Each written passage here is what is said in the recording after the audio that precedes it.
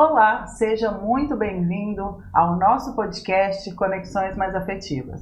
Hoje a gente vai mergulhar num tema cheio de movimento, a psicomotricidade. Só que antes eu queria ler uma coisinha pro certo. Samuel. É a área que estuda o ser humano por meio do corpo em movimento, integrando aspectos motores, cognitivos, afetivos e sociais. A educação psicomotora é essencial desde a infância, pois serve de base para aprendizagens escolares e para a própria formação da personalidade. Fizemos direitinho? Direitinho, isso mesmo. E para aprofundar nessa conversa, o nosso convidado de hoje é Samuel Barbosa, mais conhecido como Samuca, educador físico e proprietário da clínica Motriciarte. Seja muito bem-vindo, Samuel. Muito obrigado, meninos, muito obrigado. Boa tarde a todo mundo aí. É uma honra estar sendo recebido aqui por vocês para falar de um tema tão abrangente e tão lindo, né, que vem crescendo tanto, né? E é algo que é fundamental para as nossas crianças, para o desenvolvimento delas no dia a dia, na vida cotidiana, na socialização, né? Nós vemos o quanto isso às vezes tem feito falta para as crianças no dia de hoje, né? A parte motora, ela é essencial, né? Eu falo assim, ela vem desde o nosso ventre. O primeiro contato com a nossa mãe já é chutando a barriga dela, ou passando a mãozinha na barriga dela, então nós já vemos o movimento a partir daí, né? E qual que é a importância desse movimento para as pessoas? Aí a gente vai entrar, claro, nas pessoas neurodivergentes, principalmente as crianças, que é a sua área de atuação, né? Crianças e adolescentes, né? 12 anos ali já. Qual que é óbvio que são vários benefícios, mas o que você pode falar inicialmente da psicomotricidade? A psicomotricidade, como foi dito, né, é a ciência que ela estuda o movimento, os aspectos cognitivos, motores, emoções, né, sentimentos. E eu vejo assim, o movimento ele não é só um movimento, né? O movimento ele é uma forma de linguagem. A gente para ver, a gente conversa por meio de movimentos, a gente externaliza os nossos sentimentos, as nossas emoções. Eu vejo muitas vezes os meus filhos, né, a raiva por meio do movimento, às vezes jogando as coisas ou ficando nervoso, batendo. Então, o movimento é um falar, né? Eu vejo muito para as crianças neurodivergentes, as pessoas neurodivergentes, ainda mais as que têm uma certa dificuldade com a fala, elas se comunicam muito por movimento. Eu tenho algumas crianças que não falam, não se comunicam direito, mas elas se comunicam por movimento, se comunicam muitas vezes através do tablet, né? Tem algumas crianças que têm um tablet e clicam no tablet e sempre interagindo, né? E eu acho que o movimento, ele é capaz de nos colocar mais, trazer mais uma socialização, né? Eu vejo muito, quando a gente se movimenta mais, exemplo, num jogar bola, você consegue se socializar, brincar mais junto com as outras crianças, no correr, no brincar de pique-esconde. Então acho que o movimento é a porta principal para todo o restante dos nossos meios de comunicação. Você quer dizer que interfere diretamente na aprendizagem em geral?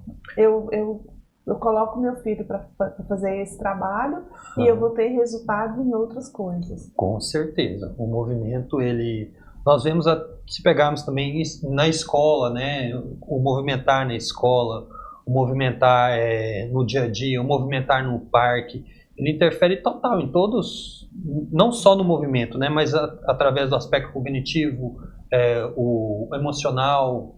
Então, o movimento ele é capaz de trazer tudo isso para a criança, né? Nós vemos muitas vezes no escrever, a criança para escrever tem dificuldade na escrita, nós trabalhamos o movimento, a força dos membros superiores, ela vai conseguir manter mais posturada, vai conseguir fazer uma pinça para poder escrever, né? Para poder se comunicar. E a gente tem que parar um pouco de falar só de coisa funcional, né? É para a vida mesmo, para a vida, é para o cotidiano. Não é só para, ele vai isso, ele vai aquilo, a gente fica sempre com essa mania, né? A gente fica apegado só, muitas vezes eu vejo, muitas pessoas se apegam a um movimento como você se movimentar, você se exercitar com uma questão de estética, né? Mas não é isso, o movimento ele vai muito além, né? O movimento ele é capaz de nos trazer muita aprendizagem, né? Porque quando você faz um movimento, algo bom, algo gostoso, ele te gera prazer. E se associado, exemplo, a uma matemática, vamos pular corda, põe a criança para pular corda na aula de matemática. Quanto que é 6 mais 6, 12 saltos. A criança vai conseguir captar muito mais do que ficar sentado lá, 6 mais 6. É algo muito mais dinâmico e prazeroso, né? Se a gente conseguisse integrar o movimento no nosso dia a dia em todas as coisas, seria algo muito mais prazeroso, acho significativo para as crianças no aprendizado. Eu vejo muito comigo, né? Eu era muito desse jeito. Quando colocava um movimento, algo diferente, eu pegava muito mais rápido do que ficar sentado fazendo, até porque a Luísa diagnosticou que eu tenho um TDAH meio pesado, então eu sou muito inquieto, né, impaciente. Então, quando coloca isso, algo dinâmico, onde eu consigo gastar a minha energia e aprender de uma forma diferente, é muito mais prazeroso. Então, você sentiu na prática, você sente na prática, né? E aí, falando das crianças neurodivergentes, né, aí falando dos autistas, principalmente, como que a psicomotricidade trabalha o emocional? Porque a gente sabe que o autista, ele é movido a prazer, né? O cérebro dele é movido a prazer. Como que o movimento, né, ajuda essas crianças? Assim, como que você vê dentro lá da sua academia, que a gente vai falar sobre ela agorinha, como que você vê esse resultado aí? Quando a gente se movimenta e consegue realizar certas coisas, certos movimentos, eles nos geram uma sensação de prazer, né? Eu vejo muito lá na minha sala lá, eu tenho um muro de escalada, eu tenho um muro de cordas. Eu vejo que quando os meninos eles conseguem realizar a escalada, eles descem de lá com uma emoção muito maior, né? Eles descem de lá realizados, né? E o movimento ele é capaz de extravasar os nossos sentimentos, né? Pegando por mim, quando eu era mais novo, eu vim da luta, né? Eu fui, ainda sou, né? Porque a gente não deixa de ser, né? Professor de luta, de Muay Thai, mas eu entrei na educação física por meio da luta, né? E eu lembro que eu treinava, porque eu era um adolescente rebelde, né? Muito irritado, muito nervoso, e quando eu treinava, eu conseguia deixar toda a minha emoção naquele saco de pancada. Não parece, Samuel, que você foi um adolescente rebelde, né, Cris? Não parece.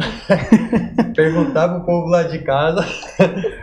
Pois é, me dá um exemplo assim de uma atividade, você falou da luta, mas não é todo mundo que gosta, que é adepto, né? Isso. O que outra coisa assim? A corrida, você pode pegar em si. Eu falo muito, eu falo muito assim.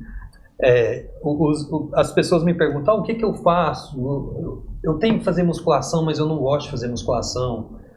Eu tenho que fazer isso, mas eu não gosto disso. Eu falo assim, do que você gosta? Eu falo, eu gosto de andar de bicicleta. Então pedala, mas quando for pedalar, você tem que pôr intensidade no seu movimento, porque o nosso corpo ele é treinável, né? Então chega num limite em que o corpo acostuma com aquilo. Então você tem que gerar um estímulo maior para o seu corpo, para ele ter mais benefícios, porque ele mantém uma constante. Você alcançou um limite, um limiar, ele vai ficar. O nosso corpo ele é preguiçoso, ele é feito para poupar energia, ele não é feito para gastar energia. Porque nós vemos... Agora está explicado. Nós vemos... Agora... Nós vemos assim, se nós pegarmos milhões de anos atrás, nós não tínhamos comida todo dia, né? Não tinha alimentação todo dia. Então a gente comia, poupava energia, trabalhava e esperava para fazer a próxima caça. E atacava de novo. Hoje em dia não. Hoje, um telefone aqui, você faz, o iFood está na sua casa com um McDonald's, com um sorvete, com tudo. E a gente só vai ingerindo alimentação. O nosso corpo ele é feito para poupar, porque nós tínhamos grande privação de energia, né? Porque às vezes nós comemos um dia, ficavam 2, 3, 4 dias sem comer até conseguir outra comida, outra caça ou alguma outra coisa. Então, com isso, o nosso corpo é assim.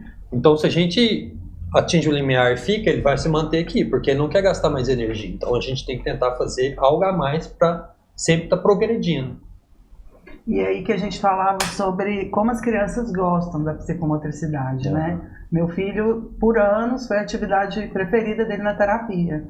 E eu vejo outras crianças também, que é uma porta assim, não, vamos ali. E aí a criança consegue se regular, consegue ficar mais tempo na clínica, muitas vezes, por causa dessa atividade em especial. Como que você vê hoje o mercado profissional também da psicomotricidade? Hoje a psicomotricidade ela está começando a aparecer, né? Quando eu comecei, há 2 anos atrás, eu quase não via, eu só conhecia um psicomotricista em Goiânia. Hoje eu participo de alguns cursos que tem, nós já vemos várias pessoas atrás disso, né?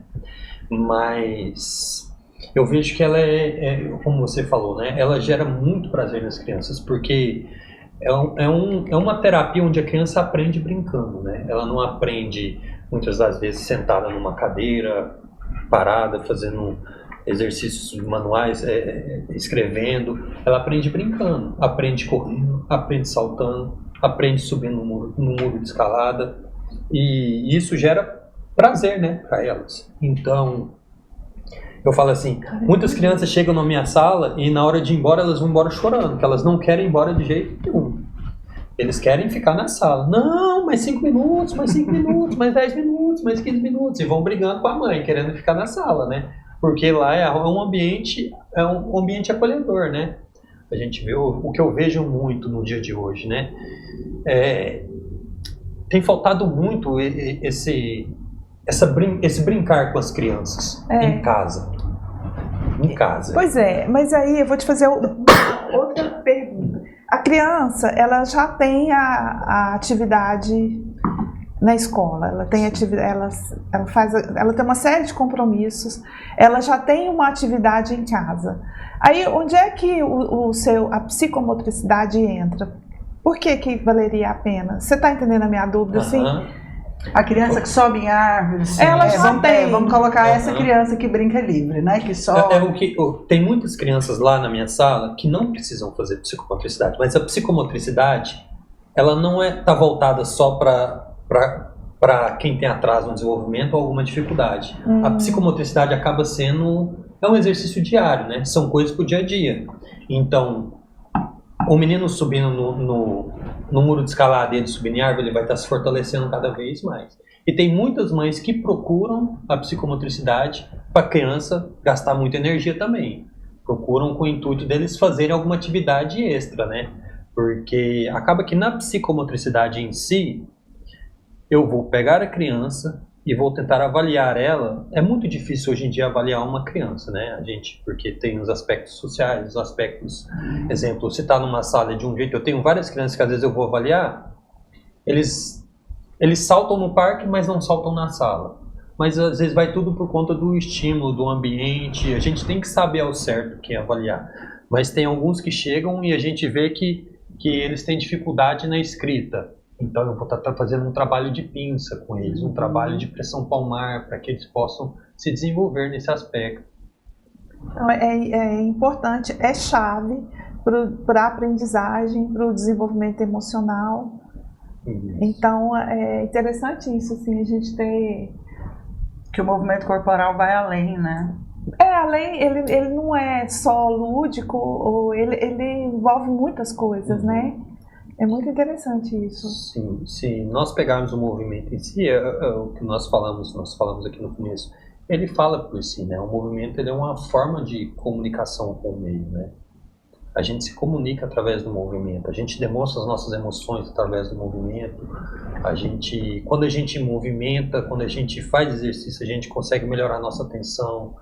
As crianças com hiperatividade conseguem gastar mais energia, ele melhora o sono, e melhora vários e vários aspectos, né? Não é só o movimento, é só um gastar energia em si, né? Se a gente pegar mais a fundo, é algo muito mais além. E isso é interessante, né? Porque normalmente a gente pensa, não, tem que ficar sentado, a criança tem que ficar sentada para aprender, tem que ficar sentada para aprender. É um critério. Tem esse senso comum, exatamente. É um critério. O bom aluno fica sentado. O bom aluno fica sentado. Hoje tá saindo alguns estudos lá nos Estados Unidos, eles estão começando as aulas escolares. A primeira aula é a aula de educação física, porque vai colocar a criança para movimentar, para fazer exercício, então a capacidade de aprendizagem dela vai ser maior do que se colocar a educação física por último.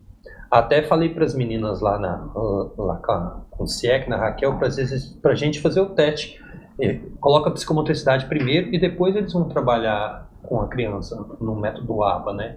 Para ver se ele vai se desenvolver mais, porque, querendo ou não, o movimento ele desperta a gente. Eu já vi que quando eu faço um exercício e eu vou estudar depois, minha capacidade de atenção, de memória é bem melhor do que se eu for fazer antes. Então ele te acorda. Eu vejo que ele te deixa mais animado, né? Eu não sei se vocês já viram, às vezes a gente vê muito... Por exemplo, você vai fazer o exercício, você termina de fazer um exercício físico e vai dormir. Você não dorme, você está em alerta. Vocês já pararam para ver isso? Sim, então, eles estão começando a ver hoje que depois do exercício físico, a nossa capacidade de atenção, de memória, de raciocínio é bem melhor do que antes do exercício. Então, eles estão começando a trabalhar com crianças neurodivergentes o exercício antes das aplicações. Precisava ser feito assim, um trabalho nas escolas, porque a concepção nas escolas é muito diferente disso que você está falando. É assim, é a criança sentada, o tempo inteiro, a né? criança... mais voltado só para o cognitivo e para o verbal, né? E aí abandona, deixa de lado a importância do movimento para a aprendizagem, para o emocional. E quando a gente fica sentado muito tempo, primeira coisa, a gente vai perdendo a postura, né? A gente vai cansando. Então você vai cansando o corpo, né? A gente cansa o corpo, cansa os braços, às vezes tem que escrever, a mão cansa, e você vai começando a relaxar, depois vai vir a atenção, você vai perdendo a atenção, vai começando a se distrair com as coisas, sua capacidade de raciocínio diminui, e aí você vai começando a ficar irritado, você vai começando a ficar ansioso, e quando você vê, tudo virou uma bola de neve muito grande. Até estava lendo, se a gente começa a colocar exemplo, dizemos, tem muito hoje em dia a ginástica laboral, né, nas empresas. Por quê? Porque a pessoa fica lá sentada o tempo inteiro, ela vai perdendo a produtividade dela. Então a gente levanta, estica o corpo, até mesmo para melhorar a sua postura, né? Alonga as pernas, faz um exercício, anda um pouco, toma um café, volta, e você volta, parece que você volta renovado, você volta com mais energia do que você estava antes, né? Isso pode ser feito em sala de aula. Totalmente, algo simples, não gasta mais que 10 minutos. Você colocar as crianças para brincar, levanta as crianças e fala assim, vamos brincar para trabalhar uma consciência corporal, vamos todo mundo, põe a mão na cabeça, põe a mão no ombro, põe a mão no pé, e faz uma brincadeira, faz uma brincadeira divertida, você descontrai a aula, quebra aquela sequência que às vezes já estava ficando cansativa e monótona, e depois você volta à aula normal. Para adolescente também. Até pra gente, né? Fico vendo, até pra gente. Eu muitas vezes também, quando estava fazendo as pós-graduações, né, presenciais, você está sentado na cadeira, deu 1 ou 2 horas, fala, não, vou lá fora, tomar um café, aí você põe a mão na coluna, dá uma esticada, gira para um lado, gira para o outro, dá uma mexida no corpo e volta para a aula. E aí imaginando quão maçante é ficar sentado, né, e aí levando para as crianças neurodivergentes que têm uma dificuldade inata, né, de ficar sentado, de ficar parado por muito tempo, ou porque as coisas chamam a atenção e elas se distraem, ou, por exemplo, meu filho, ele tem bastante dificuldade, ele fica sentado, mas eu acredito que se tivesse esse estímulo, né, de poder levantar, de poder fazer alguma dinâmica, seria muito, muito mais interessante, né? Principalmente para essa regulação mesmo, né? E na aprendizagem e na autoestima impacta? Impacta. Como? Parece tão assim. Impacta demais, né? Eu fico vendo, eu tenho trabalho com umas crianças que, exemplo, elas não corriam, hoje correm. Elas não brincavam de pique-pega. Hoje elas têm total liberdade para brincar de pique-pega. Então, isso na autoestima da criança, ela se sente acolhida num grupo. Ainda mais, nós vivemos em sociedade, né? Nós vivemos em grupo. Então, eu acho que para as crianças neurodivergentes, quando elas começam a conhecer a sua capacidade corporal, do que elas são capazes de fazer, e elas são capazes de se interagir mais com as outras crianças, então a sua autoestima vai melhorar. Fico vendo muito exemplo, se nós pegamos uma turma de meninos que jogam futebol e tem um que não joga futebol, ele vai ficar no cantinho lá, mais acolhido. A partir do momento que ele começa a melhorar as habilidades, a autoestima dele vai melhorar para poder se comunicar com as outras crianças, fazer parte do grupo. Então eu vejo que é fundamental. O exercício acrescenta em tudo, né? Tanto a autoestima como a socialização, né? Porque se você... O esporte... E tem uma lógica nisso aí. Traz essa questão. À medida que interfere, contribui para a aprendizagem. Aí contribui para a questão emocional. Né? Aí, para a socialização, é uma sequência. Está ligado a tudo, né? O exercício ele está ligado a tudo. A gente pensa que não, mas ele está ligado a tudo. Se nós pegarmos assim, na nossa época de infância, tem sempre um menino que é o manda-chuva da sala. Uhum. Se a gente parar para pensar, ele é o que tinha mais coordenação em tudo. Às vezes ele era bom no futebol, ele era bom no vôlei, ele era bom no pique-pega, e ele interagia com todas as crianças. Então a gente vê muito isso. Nos filmes americanos é assim, Isso. né? Os populares são os do esporte, do time de basquete. os que ganham bolsa, os que são populares. Então, né? o movimento em si, ele te coloca num grupo, né? Ele te faz pertencente àquilo, né?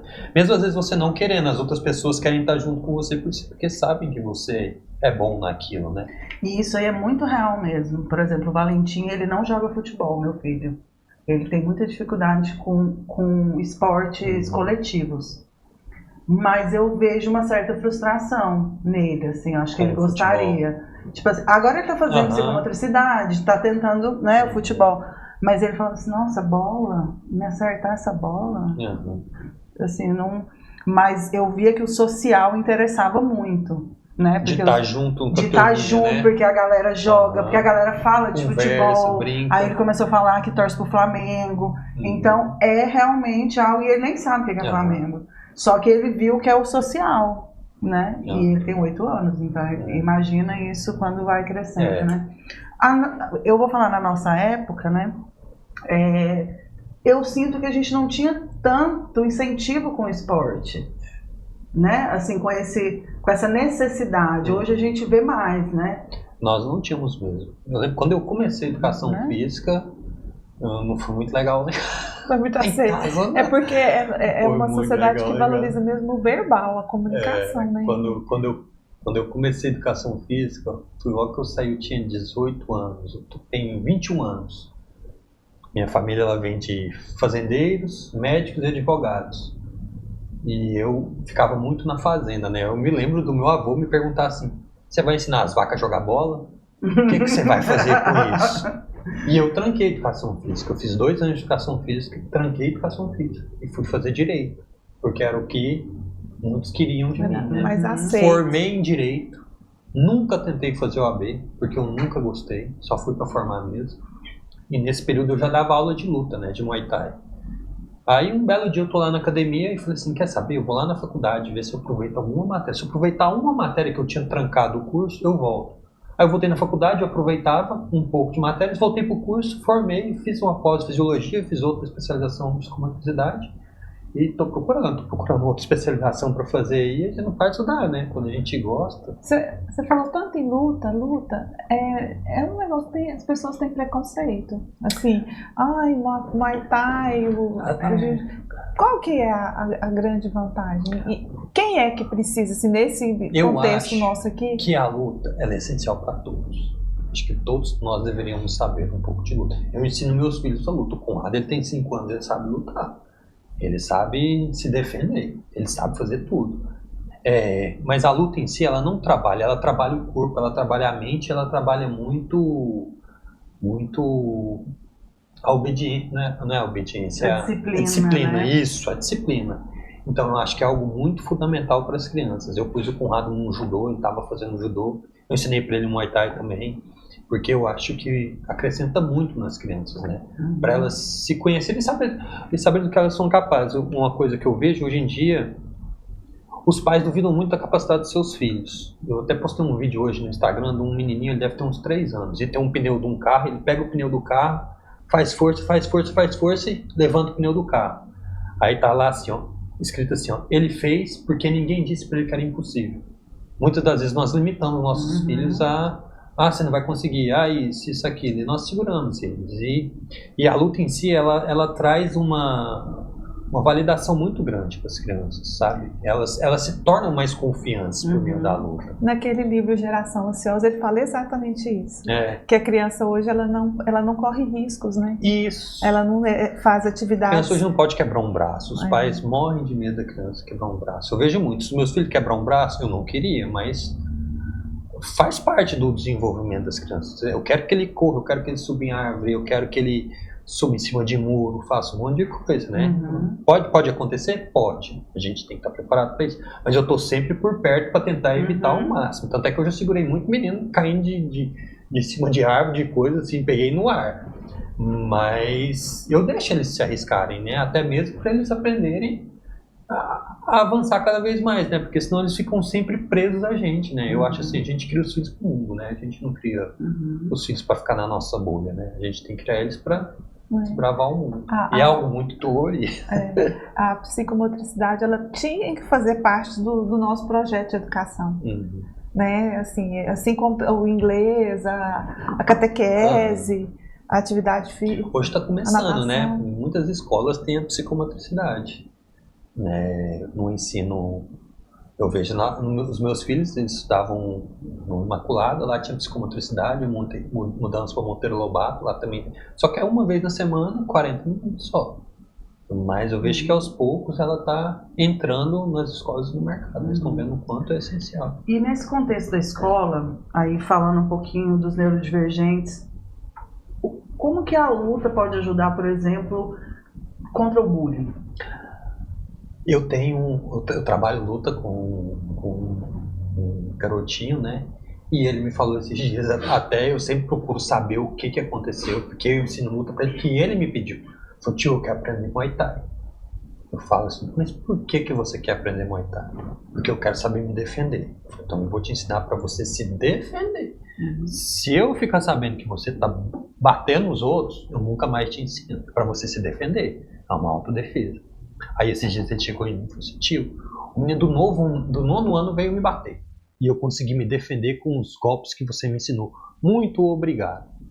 Aí eu fui procurar depois, saber o que aconteceu, né? Mas foi uma questão de defesa mesmo, que os meninos vieram fazer bullying com ele, vieram pegar ele pelo pescoço e ele soube se defender e tirar o menino do lá e ele falou que fazia Muay Thai, fez a posição e os meninos não mexeram com ele não, saíram, sabe? Mas eu acho que é algo bem interessante, né? Mas sempre para a defesa, né? Nunca exatamente. Isso, sempre sabendo se defender. Eu até ensino muito o meu filho, falo, ó, ensino para você, mas é para você se defender. E se você precisar defender um mais fraco, você vai defender o mais fraco, se você vê que você é capaz. Para você ajudar os outros. Não quero saber de você batendo nos outros, indo para cima dos outros, é defesa. Então, na verdade, o problema é a luta mal conduzida. Isso. Né? Esse que é. E, aliás, não é só a luta, é qualquer coisa, né, que for mal conduzida. E na parte da luta temos muito isso. Temos muitas academias que instigam, né? Não apenas a defesa, né? Mas também, eu lembro que quando eu fazia, o professor era bem duro com a gente. Falou, se eu ficar sabendo que vocês estão batendo nos outros, estão saindo para brigar na rua, na época de menino, né? Menino sai para jogo de futebol, vocês nunca mais pisam na academia.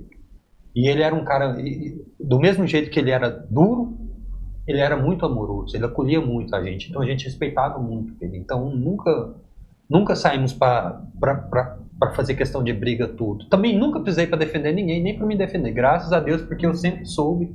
A gente quando começa a lutar, acontece algum episódio, às vezes você sai, vem um bêbado pra cima, você fala, não achei que isso não, e você sabe se retirar daquele espaço, né? Você não vai querer brigar por aquilo, porque você sabe do que você é capaz, do que pode acontecer, fala, não, vamos embora daqui, vamos caçar outro rumo, e você começa a se retirar das coisas, você começa a evitar todas as confusões. Faz sentido. E é o ser humano equilibrado, né? Então a atividade física, a psicomotricidade entra nisso daí, né? Então é muito joia, porque vai contra. Aliás, podia ser até uma dica, né? Assim, quando for procurar uma atividade para o seu filho, olhar a filosofia de quem está, né? Eu vejo muito isso. Eu não coloco os meus filhos. Eu quero conhecer primeiro o professor, eu quero conhecer primeiro os ensinamentos dele, como é que ele faz, porque senão eu não ponho. Não pode, porque temos pessoas e pessoas no mundo, né? O nosso mundo hoje em dia. E qual que é a diferença que você nota dos atendimentos, por exemplo, no ambiente escolar e lá na academia? No ambiente escolar, acaba que os atendimentos eles são feitos para a turma, né? Se nós colocarmos, às vezes, eu já visitei várias escolas onde os meus pacientes têm problema na aula de educação física, né?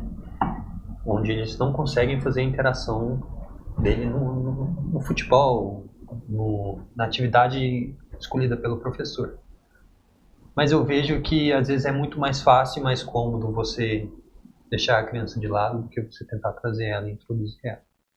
E engraçado que nas escolas, quando a gente vai, eles sempre têm que avisar o professor, e todas as vezes que a gente vai, sempre a AT que está acompanhando a criança fala assim: a aula nunca foi desse jeito. Porque os professores fazem de tudo para colocar a criança. Eles falam: a aula nunca foi desse jeito. Mas eu vejo que eles sentem uma dificuldade. Eu não sei se é uma limitação, o que é.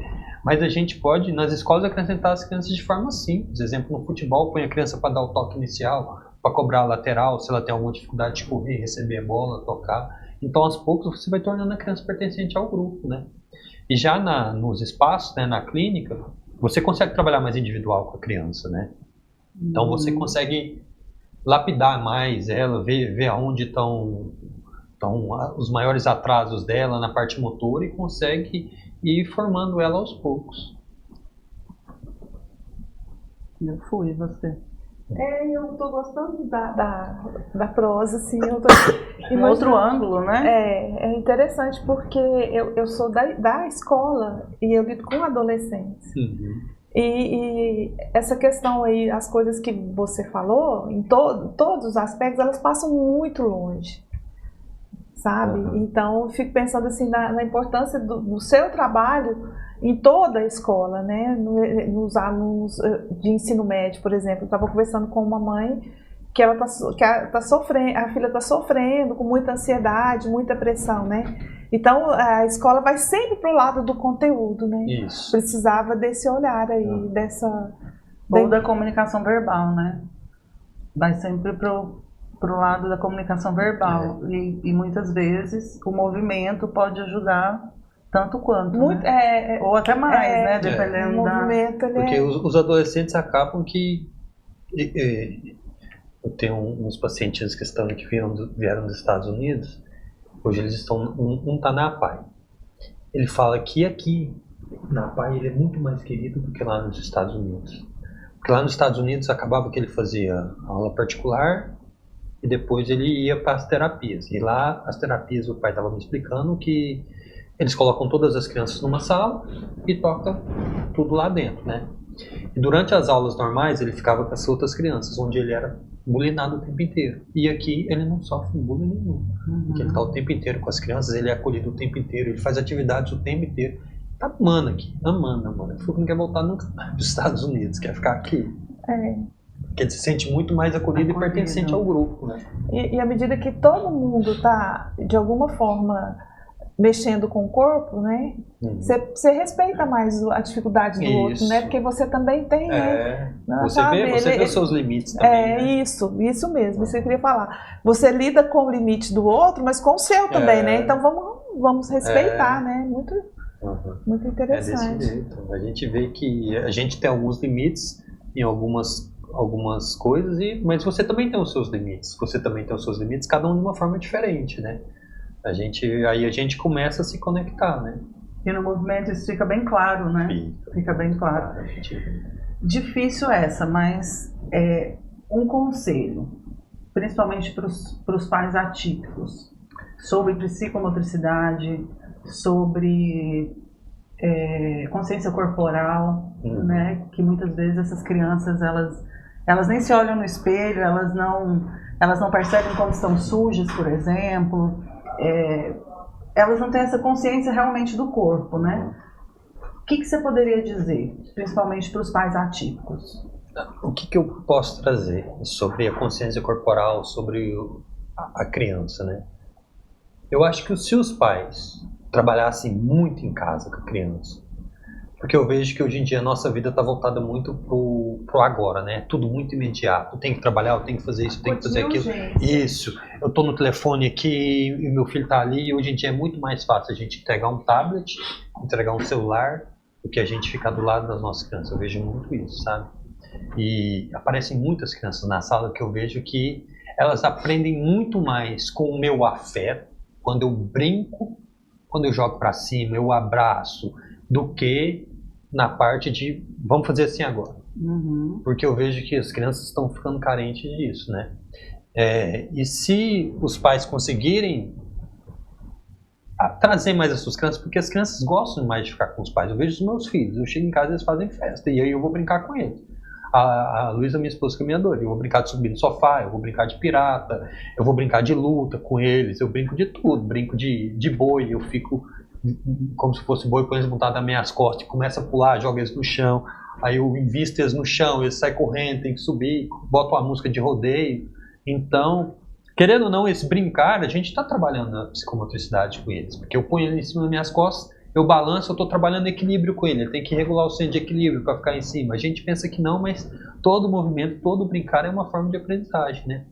E a gente não tem que se voltar, os pais, né? A gente fica pegado muito ao resultado, né? Ah, alcançou, não alcançou, isso, aquilo. A gente tem que preocupar mais com o processo, né? Porque a criança indo aprendendo os processos aos poucos, o resultado vai ser garantido. Se a gente focar só lá no resultado, o processo fica falho, às vezes a gente não alcança o que a gente quer. Então, eu vejo muitos pais querem... eu quero que meu filho ande de bicicleta. Eu quero que meu filho ande de bicicleta. Mas ele ainda não pula. Mas ele ainda não equilibra num pé só. Não, mas ele tem que andar de bicicleta, ele já consegue correr, isso. Mas ele não equilibra num pé só. Ele não fica 15 segundos num pé só. Então, o equilíbrio dele... Não, mas ele tem que andar de bicicleta. Não, primeiro ele tem que aprender a saltar com um pé, saltar com o outro. Eu vou trabalhar equilíbrio dele, equilíbrio estático, equilíbrio dinâmico, vou trabalhar propriocepção. E aí, a consequência disso vai ser o andar de bicicleta. Vai ser uma consequência, né? De todo o processo, né? Se a gente focar só no que a gente quer, deixar o processo de lado, a gente pula muitas coisas, às vezes não chega lá.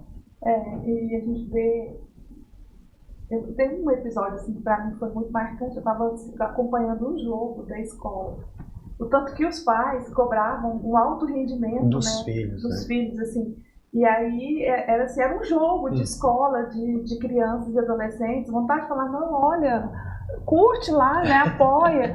E assim, briga, agressão verbal assim, entre as famílias. Quer dizer, essa palavra que você falou aí de processo não existe, né? Eu quero um filho... vencedor, vencedor, alto rendimento, né? Meu filho vai fazer os gols, meu filho vai decidir, meu filho é isso, aquilo, a gente não deixa o processo de lado, né? E quem perde são as crianças, né? Quem perde são eles. E você falou de crianças, né? E uma adolescente irada? Assim, né? A mudança de comportamento, assim, que atividade física? Eu consegui na luta. Porque era onde às vezes eu chegava nervoso e aí tinha um saco de pancada e eu tava bravo demais, eu botava as luvas, né, e dava pancada nesse saco, soco, chute, joelhada e cotovelada, e saía de lá, ó. 5 minutos tava curado. Pois dá nem 5. Dá nem 5. O adolescente tem umas iras, assim, eu falo, gente... Eu já aprendi. E lá na nossa sala a gente está começando a trabalhar com oficinas de emoções. Até fizemos... eu vi o laboratório de emoções. Fizemos laboratório de emoções, da raiva, tristeza, alegria, onde a Luísa sempre pega um livro voltado para emoção. A da raiva me marcou muito, né? Acho que, não sei se é porque eu tinha muita raiva, mas é um livro do Porco Espinho, não sei se vocês já viram, que espeta todo mundo.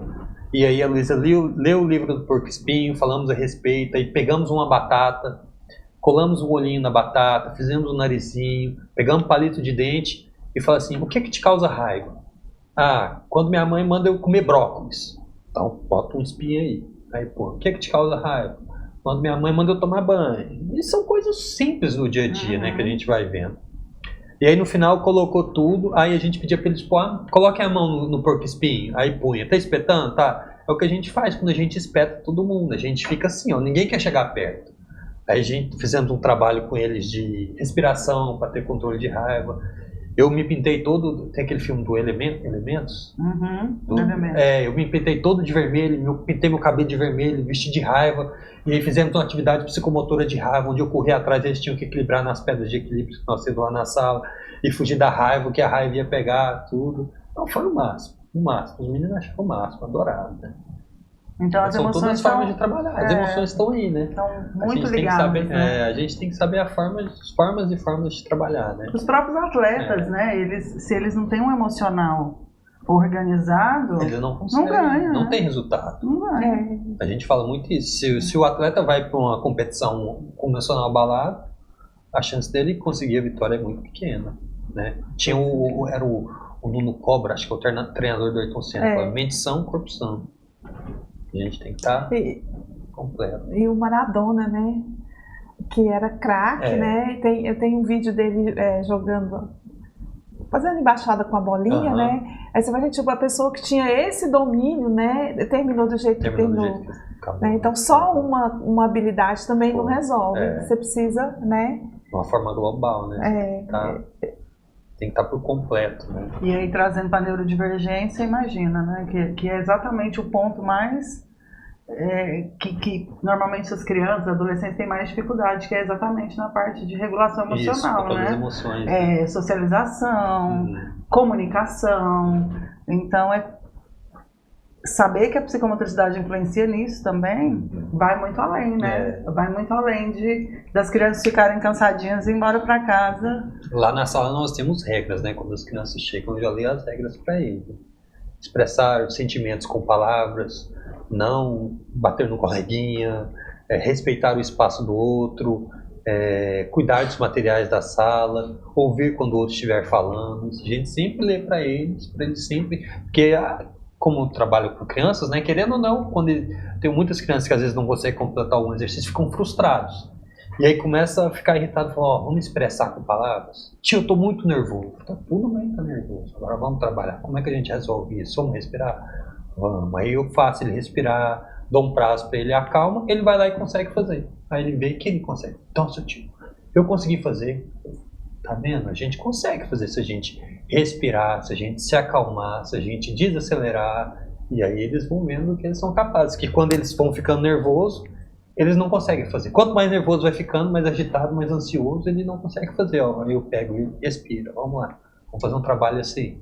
Aí ele vai completo e fala, nossa, aí ele fica feliz demais. Aí vai lá em cima, né?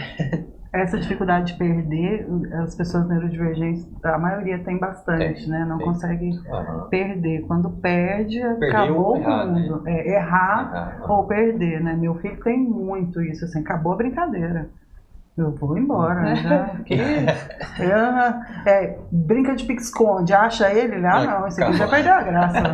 Eu já não quero brincar mais. É assim que é a brincadeira. Mas essa é a brincadeira. Mas, de fato, a exposição é necessária. Então, assim, brincou uma vez, aí eu falo, não, brinca só mais um, esconde só mais um. Porque, tenta de novo.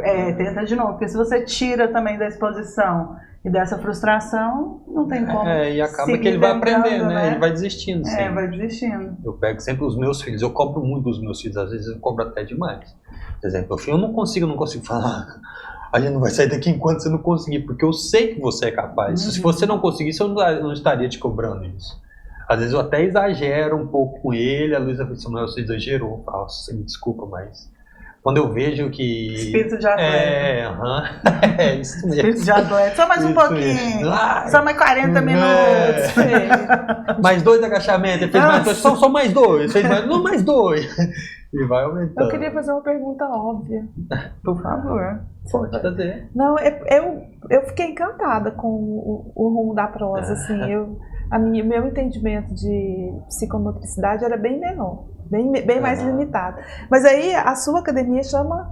Motriciar. Pois é, qual foi o critério? Eu acho que eu já entendi, mas eu queria que você amarrasse assim. O que você quis com esse... Eu quis colocar a motricidade como uma arte, né? Eu vejo que nós trazemos para a motricidade, né, a beleza da arte, do desenhar, do escrever, a leveza da arte, do movimento em si, né? Não fica algo muito maçante, mas algo mais leve, né? A gente vê que eu tento trazer sempre coisas diferentes, pinturas, as oficinas, os laboratórios. Então eu tento envolver a arte na motricidade para ficar algo mais dinâmico, né? Para as crianças aprenderem. Acho que quanto mais leve fica, mais fácil o aprendizado, né? Mais gostoso fica. Então definiu. Psicomotricidade, está definido, não está? Total. Psicomotricidade. É interessante porque pelo que eu entendi, assim, depois a Aline vai falar, a psicomotricidade era meio que a base, né? Então é um trabalho que você faz... A psicomotricidade em si, ela é a ciência que estuda o movimento por meio dos aspectos motores, cognitivos, emocionais, em todas as fases da nossa idade, né? Em diferentes etapas da nossa vida, né? Ela não é só na infância, né? Ela também, porque nós estamos sempre aprendendo, né? Nós estamos sempre em aprendizagem. Então, na infância a motricidade é uma, a motricidade é um movimento, né? Na adolescência é outra, a fase idosa é outra. Então você vê que a gente está sempre em movimento. São dois elementos da formação humana: o movimento e a emoção, a arte, né? Eu gostei desse nome. Motriciarte, né? Eu gostei, eu achei que esse nome deu certo. E a gente sai também um pouco dessa questão de que o movimento é só saúde ou estética, né? Isso. A gente amplia para um repertório muito mais rico, né? Né? O movimento, por exemplo, de um pincel pintando, o movimento, enfim, de feijões dentro de um negocinho, Então a gente amplia também essa consciência, né, de movimento. É uma gama muito grande, né? A gente tem uma crença muito limitante ao movimento, ao exercício físico, né? Musculação em si. E a gente vê que não, o movimento, ele, como a gente estava conversando, ele vem desde o nosso, quando estamos sendo gerados, né? A gente já comunica com a mãe da gente, movendo, chutando a barriga dela, passando a mãozinha na barriga dela. Eu vejo a Luísa tá grávida agora de novo, né? Os meninos passa pé, passa a mão, e é onde a gente já começa a se comunicar, né? Eu vejo muito. A mãe, eu acho que tem algo a mais do que o pai, né? Porque a mãe tá o tempo inteiro, mas eu via muito, às vezes, os nossos filhos passavam a mãozinha, a Luísa conversava com eles, a mamãe tá aqui, tudo. E aí eles respondiam passando a mãozinha, entendeu? E aí nós vamos aprendendo cada vez mais, né? E nascemos, aí é um levantar de cabeça, é um rolar, é um engatinhar, é um arrastar, um levantar, né? O meu filho, ele tá com 1 ano e... Tá com 1 e 2 meses. Não tá falando ainda não, ele só berra. Eu falo que ele é um bezerro, ele fica o dia inteiro berrando. Mas ele demonstra tudo que ele quer por movimento. E ele se comunica. Se comunica por movimento. Eu falei pra ele, cadê meu abraço? Meu filho, ele vem correndo, deita no meu colo, põe a cabecinha no meu colo. Se eu falo, cadê sua fralda? Ele já sabe, ele aponta, ele entende tudo, ele comunica por meio do movimento, né? E aos poucos nós vamos desenvolvendo as outras habilidades. Faz todo sentido. Nunca tinha pensado por esse ângulo, né? Que a gente começa já na barriga mesmo, né? A se movimentar, buscar o movimento, né? Porque a gente podia ficar quietinho lá, ó, né? Tô aqui, só quieto. Mas não, a gente só esperando. A gente já busca esse movimento, né? Seja correndo, brincando, se movimentando.